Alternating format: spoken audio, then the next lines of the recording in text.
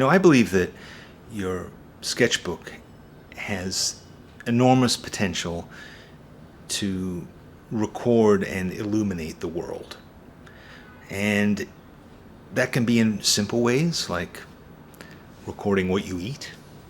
And it can be in slightly more elaborate ways, like doing some urban sketching and recording the world around you and the scenes of the town that you live in.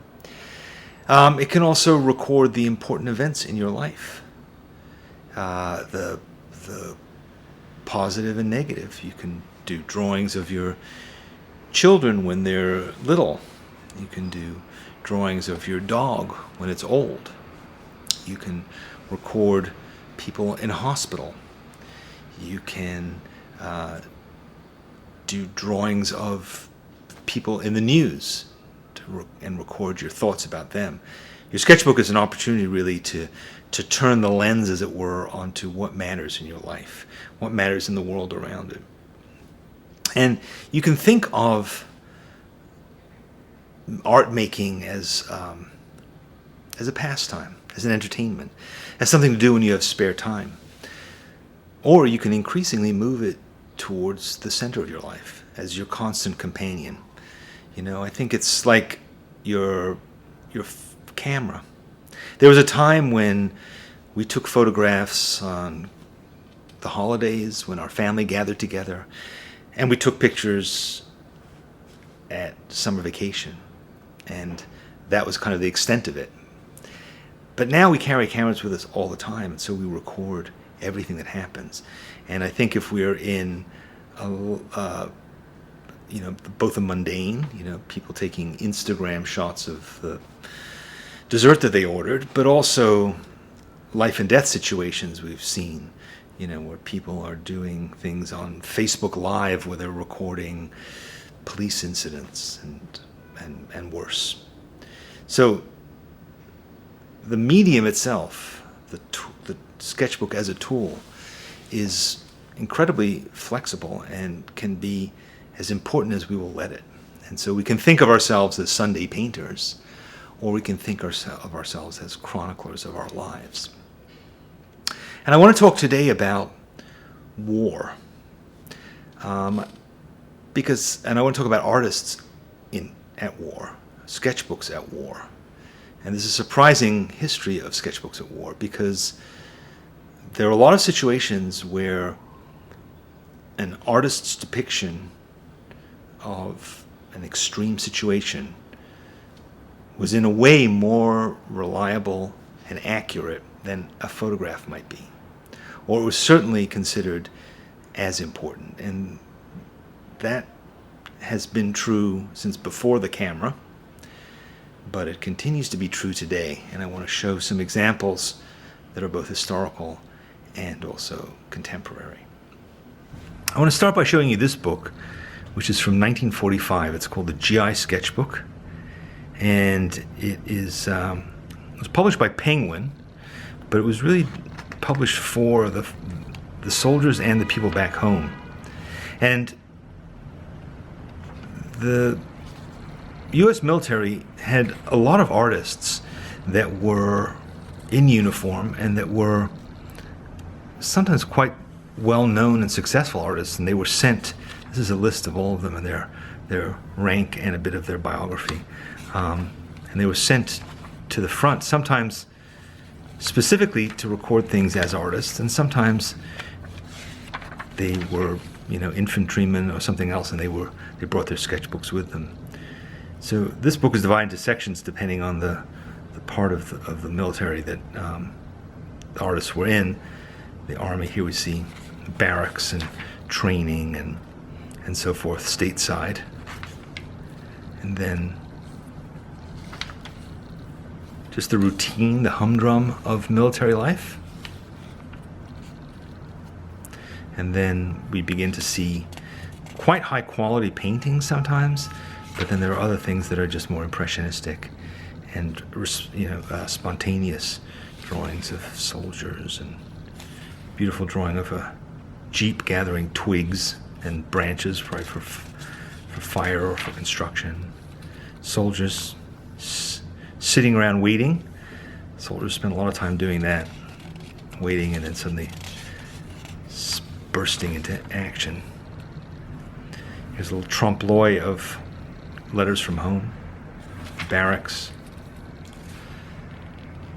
This book, as I said, is from the 40s, and so the color reproduction is still primitive, but they did insert some leaves of color reproductions here too.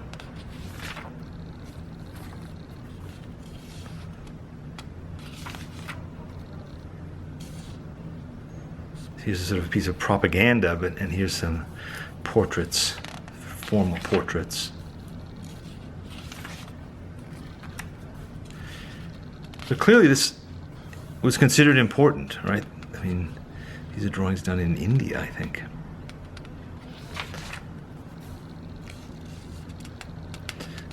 I mean, there's a long history of artists at war. I mean, look at that.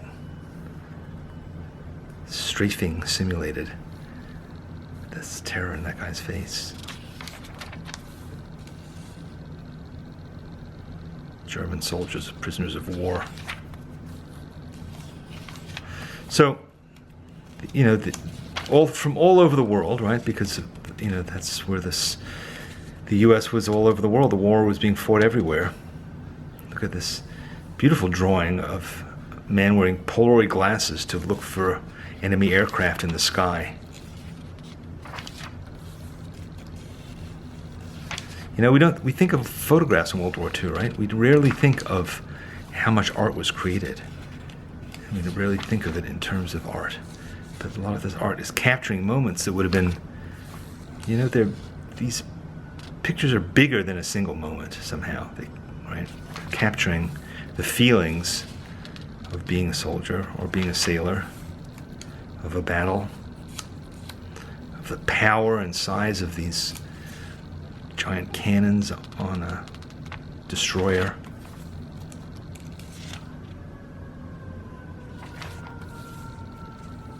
I mean, I feel like these are not really sketchbook drawings, are they? But some of these are. I mean, these are drawings that feel like they were done on the battlefield. And then there's moments of peace in the South Pacific. So, portraits and moments in life, moments of action, all captured by these artists. So these are all extremely important moments, big and small, and they're being captured with great sensitivity and storytelling power, and I think in a way that photography can't duplicate. You know? So this book, this little tiny book, has survived for 70 years. It's paperback, but I don't know, maybe you can find copies of it. I'm not even sure. I've had this for so long. I've always just thought it was very, very special. But you could probably find it, GI Sketchbook. Not even sure who it's by. It's produced by the Fighting Forces. So there you have it. That's one book. But I want to tell you some more about war. And I want to talk about, you know, a guy who means a great deal to me, Ronald Searle. And, you know,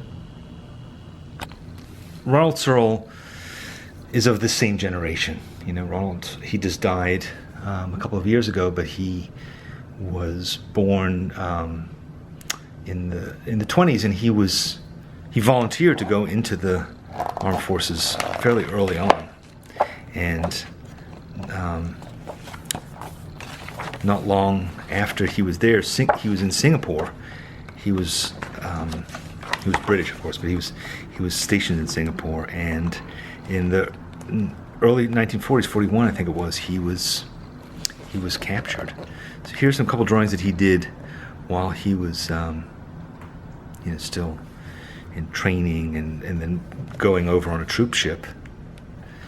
But then he was in jail, and he was captured by the Japanese. This is the jail in Singapore. Let me zoom ahead to show you some of those drawings. So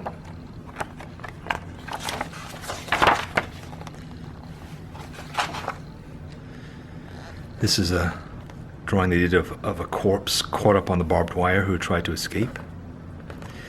And he was involved with, I think, with the Death March going across to the horrible prisons that the Japanese kept, Changi in Singapore. Look at how beautiful that drawing is. Can you see? Zoom in a bit to show you how beautiful that drawing is, or this drawing of the entire camp, it would seem. Barracks. And then just these drawings of soldiers. This is a self-portrait. So this is in Siam, now Thailand. As they were shuttled around. He was a prisoner of war for several years, and they were really poorly treated. And here's the Burma Railway that they had to carve out. If you've ever seen Bridge Over the River Kwai, this is these soldiers, and he was one of them. And prisoner dying of cholera here. One of his guards. Another prisoner. Another guard. But the thing that struck me about this particularly was this little tiny sketchbook. So, it wasn't like he was sort of a, wonderful artist that they, were encouraging to make art in the Japanese prisoner of war camp. Not at all.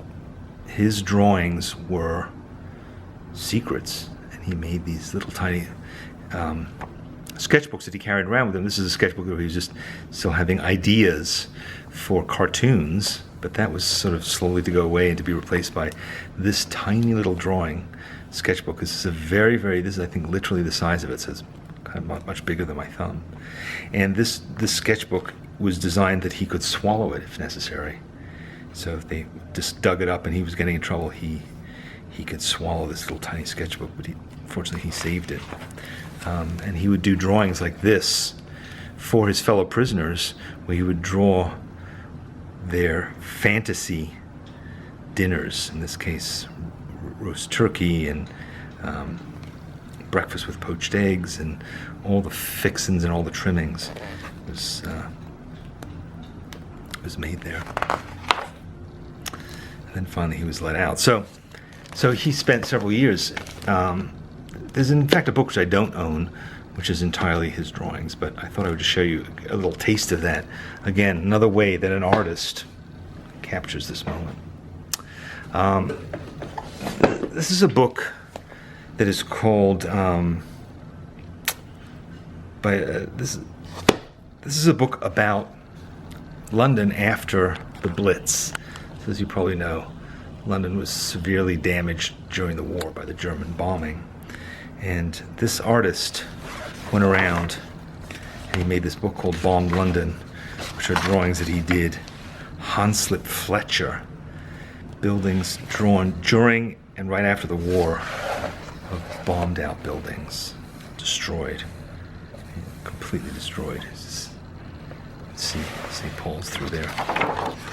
And this book is really devastating drawings of this, what looks like buildings under construction, but of course they're not. They're buildings that have been bombed to hell. And he just went around and drew them all. Beautiful, what looked like crow quill drawings. Building after building. All the debris, stuff lying around. Just that church spire miraculously standing. So, this whole book is that. Just drawings and drawings and drawings of beautiful, beautiful, carefully done drawings of devastation. In color and black and white. Typical pretty London street, except for the fact that half of this building is gone. So, yeah. So this book, I don't know if you'd ever find another copy of it. Again, one of these ones I've had for a long time, but published in, 1947. Bombed London. So, which brings me to this century and to September 11th, 2001.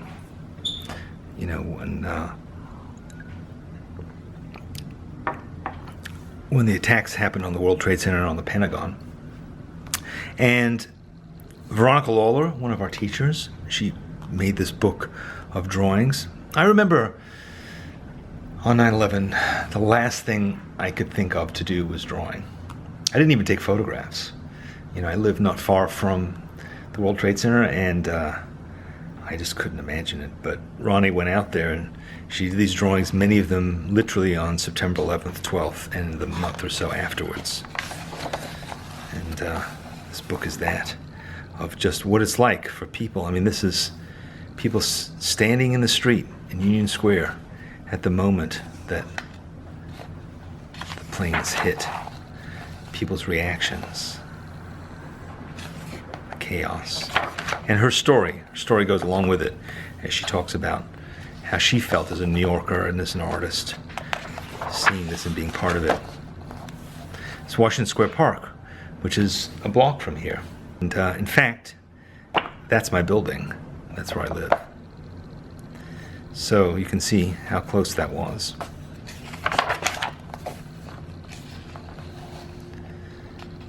And she was out there standing with her sketch pad in the street drawing these things. This is not from photos.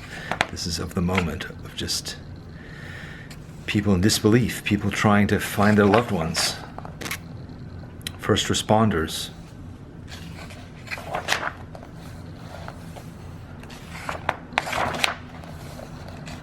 This is down Ground Zero.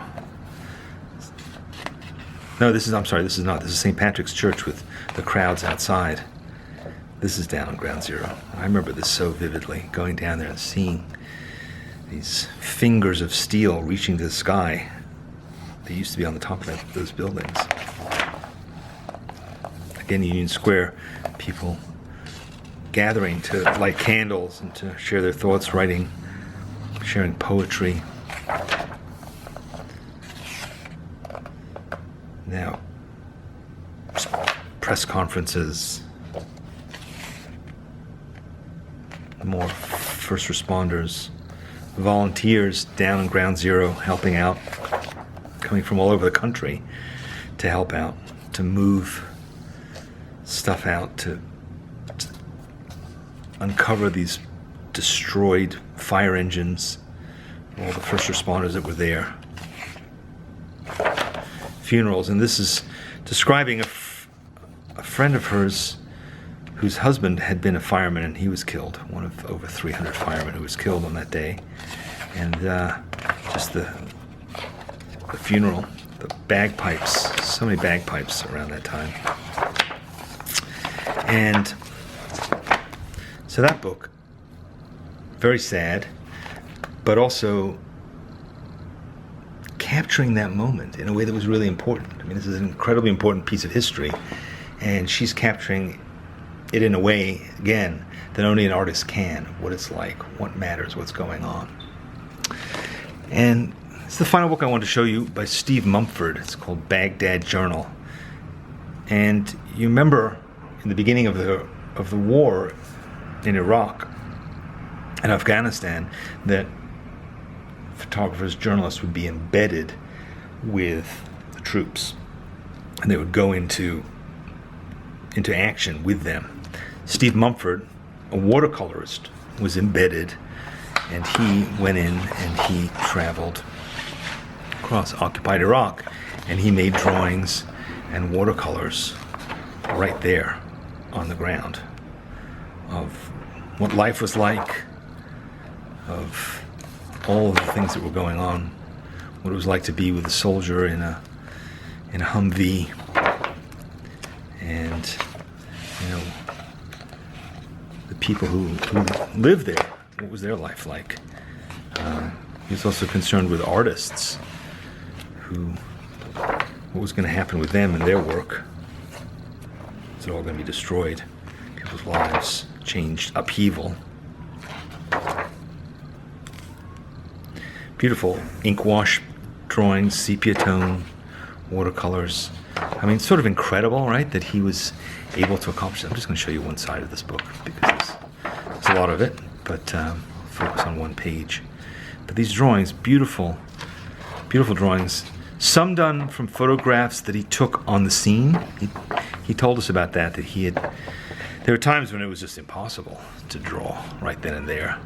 And so he would take a photograph, and then that night back at camp he would do his drawing. But a lot of times he was drawing actually right there, physically there, in the middle of the action. He was recording what was going on. Again, you've seen photographs from this war, but I think there's a quality and an insight and an emotion to these drawings and paintings that you don't see anywhere else. And just beautiful. I mean, sort of unimaginable that you could create such beautiful things of people being arrested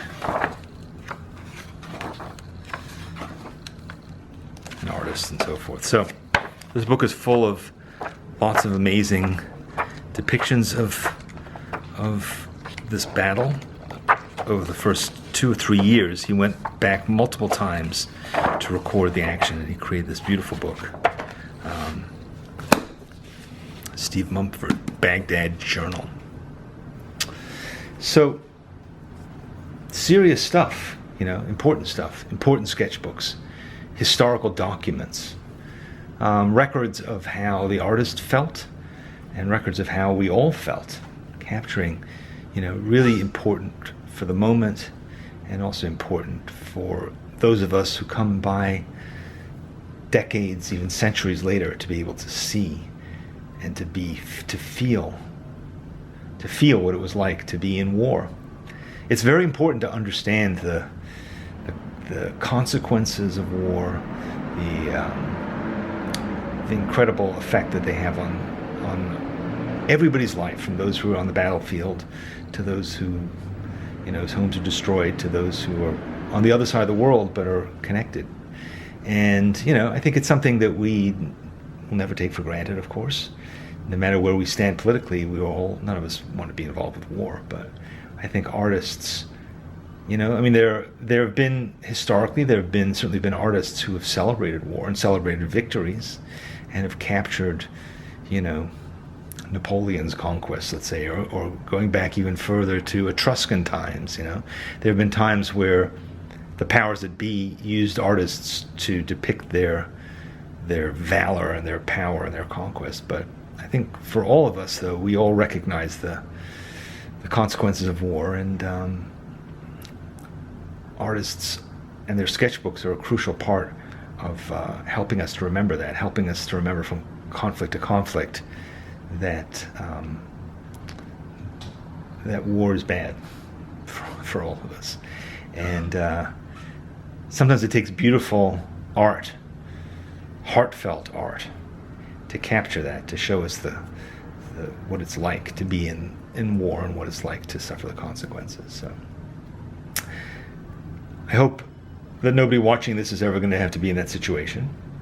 However, I think it is important to think about how we can use our art to capture the moments that matter to us, even if they're not war, and not to shy away from carrying your sketchbook into the waiting room at a hospital, or into the old age home where you might want to record a parent's last days. Your sketchbook is as important as you make it, and the quality of your drawing isn't the issue.